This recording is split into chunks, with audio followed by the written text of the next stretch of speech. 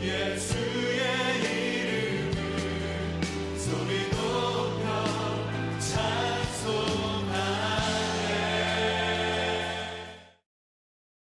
오늘은 고난주일입니다. 그리고 오늘부터 한 주간을 고난주간이라고 우리가 부릅니다. 고난주간은 예수님의 예루살렘 입성으로부터 시작해서 십자가에 달려 죽으시고 부활하시기 직전까지의 한 주간을 말하죠. 예수님은 나귀를 타시고 예루살렘에 입성을 하셨습니다. 그리고 성전을 정결케 하셨고, 그리고 제자들과 최후의 성만찬을 가지셨습니다. 그리고 겟세마네 동산에 오르셔서 그 흘리는 땀방울이 핏방울이 되도록 간절히 기도하셨습니다. 그리고 로마의 군병들에게 체포되어 끌려가서 말로는 표현할 수 없는 그런 멸시와 수치와 조롱을 받으셨죠. 마침내 십자가에 달려 죽으셨고 무덤 가운데 장사 지낸 바 되셨습니다.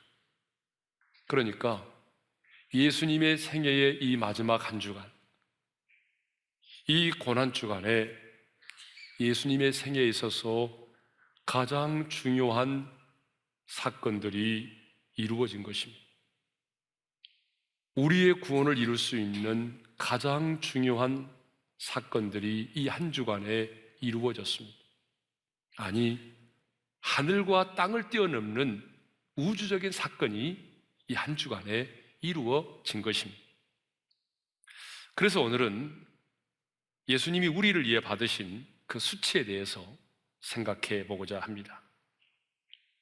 자, 오늘 본문은요, 우리 예수님이 빌라도 총독으로부터 사형 선고를 받고 난 이후에 일어난 일들을 기록하고 있습니다. 빌라도 총독은 당시의 대제사장과 장로들, 그 무리들의 요구에 의해서 어쩔 수 없이 예수님을 십자가에 못 박아 죽이도록 사형 판결을 내렸습니다. 사형 판결이 내려지자 곧바로 총독의 군병들이 예수님을 관정 안으로, 총독의 관정 안으로 끌고 왔습니다. 그리고 27절을 보게 되면 온 군대를 불러 모았다라고 되어 있습니다. 역사학자들에 의하면 총독의 관정 안에는 유대인들의 반란을 물리치기 위해서 600명의 정예화된 로마의 군인들이 상주하고 있었다고 알려지고 있습니다. 그들은 이 총독의 관정 안에는 600명의 군인들을 불러 모았습니다. 28절을 보게 되면 로마의 군인들은 많은 사람들이 보는 가운데 예수님의 옷을 벗기고 그리고 홍포를 입혔습니다. 28절을 보니까 그의 옷을 벗기고 홍포를 입히며, 그러면 왜 그들은 예수님이 입고 있던 옷을 벗기고 붉은 옷, 홍포를 입혔을까요? 그것은 예수님을 왕처럼 꾸며놓고 예수님을 희롱하기 위해서입니다. 왜냐하면 그 당시에 왕들은 왕을 상징하는 붉은색 옷을 입고 있었기 때문이죠. 29절을 보게 되면 가시관을 엮어 그 머리에 씌우고 갈대를 그 오른손에 들려준 다음에 그 앞에 무릎을 꿇고 유대인의 왕이여 평안할지어다라고 희롱하기 시작을 했습니다. 29절을 함께 읽겠습니다. 다 같이요.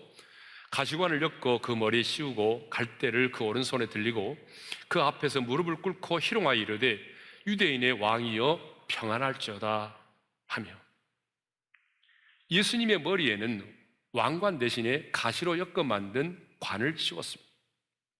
그리고 로마 황제가 왕권을 상징하는 그 호를 손에 들고 있는 것처럼 예수님의 오른손에 갈대를 들려주었습니다. 그리고 그 앞에 무릎을 꿇고 유대인의 왕이여 평안할지어다 라면서 희롱하기 시작을 했습니다. 30절에 보게 되면 침을 뱉고 그리고 갈대를 빼앗아 예수님의 머리를 내리쳤습니다. 30절의 말씀도 있겠습니다. 다 같이요. 그에게 침 뱉고 갈대를 빼앗아 그의 머리를 치더라. 예수님으로 하여금 최대한의 수치와 모욕감을 느끼도록 하기 위해서 예수님에게 침을 뱉었습니다. 그리고 그 손에 들려줬던 갈대를 빼앗아 예수님의 머리를 내리쳤습니다. 여러분, 갈대로 머리를 친다고 하는 것은 아프라고 하는 게 아니죠. 아프라고 한 게 아니라 더 많은 수치와 모욕감을 갖도록 하기 위해서 갈대로 그의 머리를 내리친 것입니다. 31절을 보게 되면 이렇게 희롱을 다 한 후에 군인들은 홍포를 벗기고 다시 예수님의 옷을 입혀서 십자가에 못 박으려고 끌고 나갔습니다. 31절을 읽겠습니다. 다 같이요. 희롱을 다 한 후에 홍포를 벗기고 도로 그의 옷을 입혀 십자가에 못 박으려고 끌고 나가니라. 그리고 35절을 보게 되면 십자가에 못 박은 후에 예수님 입고 계셨던 그 옷을 제비 뽑아서 나누어 가졌습니다. 35절을 읽겠습니다. 다 같이요. 그들이 예수를 십자가에 못 박은 후에 그 옷을 제비 뽑아 나누고. 자, 이것을 보게 되면 우리 예수님은요, 완전히 빨가벗겨진 모습으로 십자가에 달려 죽으셨습니다. 요한복음을 보게 되면 좀 더 구체적으로 기록을 하고 있습니다. 로마의 군인들은 예수님이 입고 계셨던 그 겉옷을 4등분으로 나눠서 가졌습니다. 그리고 속옷은, 예수님이 입고 있던 속옷은 제비 뽑아서 가져갔습니다. 여러분, 이것을 보게 되면 우리 예수님은 우리가 그림에서나 영화에서 본 것처럼 속옷을 입은 채로 십자가에 달려 죽지 않으셨습니다. 우리 예수님은요, 완전히 빨가벗겨진 그 상태로 십자가에 달려 죽으셨습니다. 그러면 왜 인간의 몸을 입고 이 땅에 오신 예수님은 이런 수치와 희롱을 받으셨을까요? 3가지 이유 때문입니다.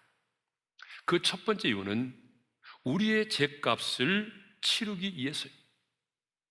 자, 하나님의 형상대로 지음받은 우리 인간들은 원래 부끄러움이 무엇인지조차도 모르며 살았습니다. 여러분, 아담과 하와를 보십시오. 그들이 발가벗었지만 전혀 부끄러워하지 않았습니다. 부부 사이만 부끄러워하지 않은 게 아니고 하나님 앞에서도 그들은 부끄러워하지 않았습니다.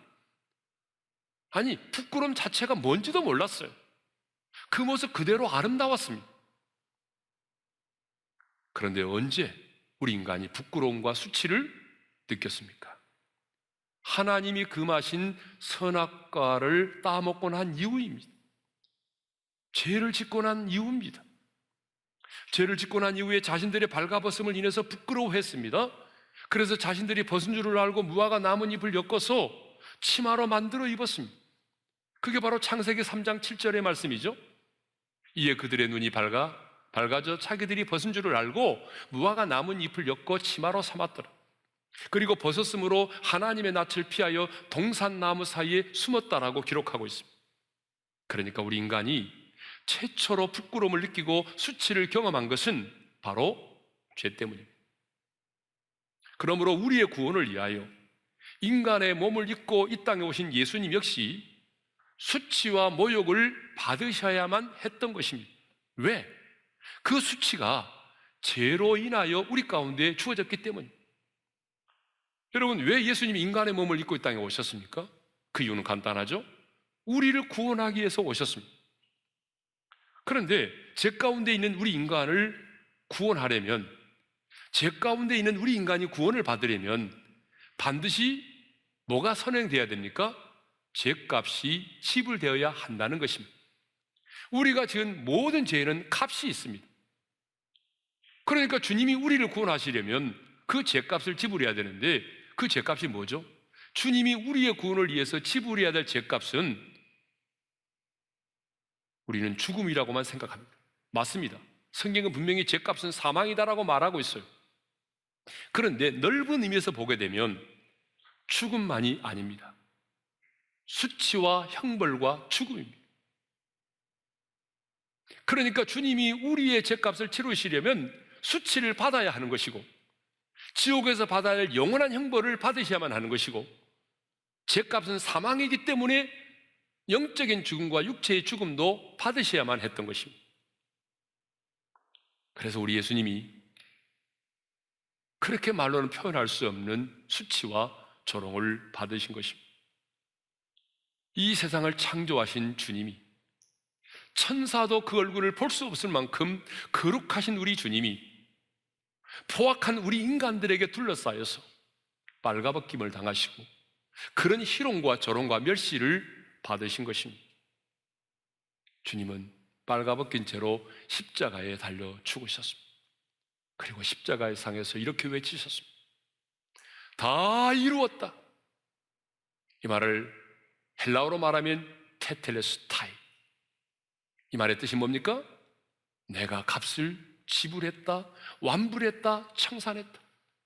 내가 십자가의 상에서 수치를 당하고 형벌을 받고 죽음으로 우리 인간의 모든 죄값을 지불하셨다는 것입니다. 왜 예수님이 수치를 받으셨습니까? 저와 여러분의 죄값을 지불하기 위해서입니다. 자, 두 번째로 왜 예수님이 수치를 당하셨습니까? 그것은 우리 안에 있는 수치를 이겨내도록 하기 위해서입니다. 타락한 죄성을 가지고 이 세상을 살아가는 우리 인간들에게는요, 수치심이라고 하는 감정이 있습니다. 수치심이란 자신이 감추고 싶은 것이 드러날 때 느끼는 감정을 말합니다. 그러므로 엄밀하게 말하면 수치심이 없는 사람은 한 사람도 없습니다. 성경에 나오는 인물들을 볼까요? 가장 먼저 떠오르는 사람이 선한 사마리아 우물가의 여인입니다. 그 사마리아 우물가의 여인은 사람들이 물을 길르러 오지 않는 그 정오의 시간에 사람들을 피하여 물을 길르러 왔던 여인입니다. 왜 그 여인은 그 정오에, 사람들이 물을 길르러 오지 않는 그 정오의 시간에 사람들의 낯을 피하여 물을 길르러 왔을까요? 수치심 때문입니다. 성경에 이 여자는 과거에 남편이 5이나 있었다고 말하죠. 과거에 남편이 5이나 있었습니다. 여러분, 이 말은 무슨 말입니까? 5번의 결혼에 실패했다는 얘기입니다. 여러분, 한 번의 결혼에 실패해도 얼마나 힘듭니까? 그런데 어떤 이유인지는 모르지만 이 여자는 5번의 결혼에 실패한 사람입니다. 그리고 지금 있는 남편도 본 남편이 아닙니다. 그러니 어찌 낯을 들고 다닐 수가 있겠습니까? 그 수치심 때문에 낯을 들고 다닐 수가 없었어요. 그래서 사람들이 물을 길르러 오지 않은 그 정오의 시간에 물을 길르러 왔던 것입니다. 그런데 이 여인이 그 우물가에서 생수의 근원이 되신 주님을 만났습니다. 주님을 만남과 동시에 이 여자는 자기를 짓누르고 있던 모든 죄책감과 수치심에서 해방이 됐습니다. 어떻게 할 수 있습니까? 사람들의 얼굴을 피하여 다니던 이 여자가 갑자기 물동이를 버려두고 동네로 뛰어들어가 사람들 앞에서 외치기 시작을 했습니다. 와서 보라! 예수님을 전하기 시작했습니다. 후일의 역사가들은 말합니다. 이 여자가 사마리아 교회의 지도자가 되었다는 얘기죠. 또 한 여인을 소개하겠습니다. 현장에서 간음하다가 잡혀 끌려온 여자입니다. 이 여자는 현장에서 간음을 하다가 잡혀서 예수님 앞에 끌려왔습니다. 예수님 앞에까지 끌려왔습니다.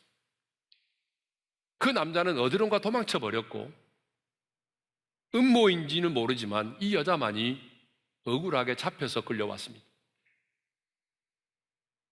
많은 사람들이 모세 율법대로 돌을 쳐 죽이려고 손에 돌을 들고 이 여인을 둘러싸고 있었습니다. 그때 예수님께서 그들에게 이렇게 말씀하셨습니다. 너희 중에 죄 없는 자가 먼저 돌로 치라. 너희 중에 죄 없는 자가 돌로 치라. 이 말에 양심의 가책을 받은 사람들이 한 사람, 두 사람 돌을 내려놓고 그 자리를 떠나기 시작을 했습니다. 모든 사람들이 다 떠나가고 예수님만 홀로 남았을 때 그 수치심 때문에 얼굴을 들지 못하고 있는 그 여인을 향하여 예수님께서 이렇게 말씀하셨습니다. 나도 너를 정죄하지 아니하노니 가서 다시는 죄를 범하지 말라. 현장에서 가늠하다 잡힌 이 여인에게 이보다도 더 축복된 메시지가 어디 있겠습니까? 이보다도 더 축복의 말씀이 어디 있겠습니까? 이 여인은 주님을 만남으로 그 수치심과 죄책감에서 해방이 되었습니다. 또 한 사람이 예로 들까요? 바로 예수님의 수제자 베드로입니다. 예수님의 수제자인 베드로에게도 수치심이 있었습니다. 왜냐하면 예수님을 모른다고 3번이나 부인했거든요. 다른 사람은 예수님을 모른다고 부인할지라도 나는 죽을지언정 예수를 부인하지 않겠다고 큰 소리 쳤던 베드로가 하찮은 계집종 앞에서 3번이나 예수님을 모른다고 부인했습니다. 다구는 소리가 들릴 때에 베드로는 주님의 말씀이 생각이 나서 어둠 속에서 나와서 통곡하며 울었다는 거 아닙니까? 사랑하는 성도 여러분, 왜 예수님이 수치를 당하셨습니까? 바로 우리 안에 있는 이 수치를 이겨내도록 하기 위해서입니다. 아니, 우리 안에 있는 이 수치를 해결해 주시기 위함입니다. 그렇습니다. 우리도 인생을 살다 보게 되면 나의 실수, 나의 넘어짐으로 인한 그런 상처를, 수치를 가지고 있을 때가 있습니다. 그렇죠. 나의 실수로 인하여 수치를 가질 때가 있습니다. 나의 실수로 인하여 수치를 당할 때도 있습니다. 그런데 어떤 때는요, 내 의지와는 상관없이 내가 수치를 당해야만 할 때도 있는 것입니다. 그리고 내 안에 있는 그 수치심 때문에 죽고 싶은 그런 감정을 느낄 때도 있습니다. 여러분, 연예인들이 수치심을 느끼는 순간에 죽음부터 생각을 한다고 그러잖아요. 우리 안에 있는 그 수치심 때문에 죽고 싶다. 뿐만 아니라 이 수치심 때문에 누군가도 만나고 싶지 않고 어디론가 떠나버리고 싶고 홀로 있고 싶은 그런 분들이 얼마나 많이 있습니까? 그런데 여러분, 그럴 때마다 내 안에 있는 이 수치심 때문에 죽고 싶고, 내 안에 있는 이 수치심 때문에 누군가를 만나고 싶지도 않고, 내 안에 있는 이 수치심 때문에 홀로 떠나버리고 싶을 때, 그럴 때 여러분,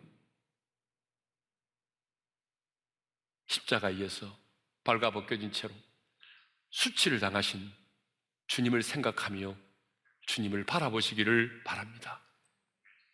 주님이 수치를 당하셨기에 주님은 수치를 당하는 우리의 마음을 알고 계시고,